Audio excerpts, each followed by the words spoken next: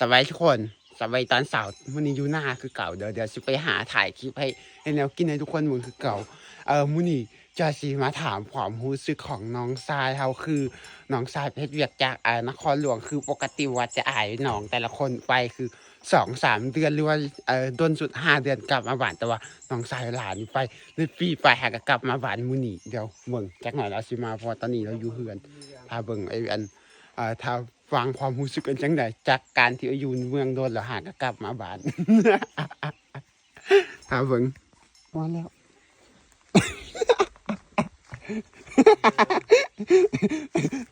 เป็นไงเด้ออายุยังโดน มาเฮือน เป็นเลย แตกต่างจากอัน โอ้โหชิวานเด้อ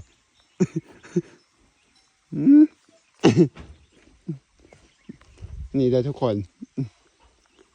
ทงให้พวกไม้นำอยู่ในหนองก็เริ่มแห้งแล้วว่าแม่นหนองวันนี้เด้อหนองทั้งนี้ มูสวยอาจจะลงมูสวยเดี๋ยวจะลงหนองเอาตัวปลามากินทุกคนเบิ่งเขาสิได้กินตัวปลาบ่ เพราะว่าบ่ค่อยมีตัวปลาปานใด แล้วพบกันในคลิปหน้าแล้วก็บ๊ายบาย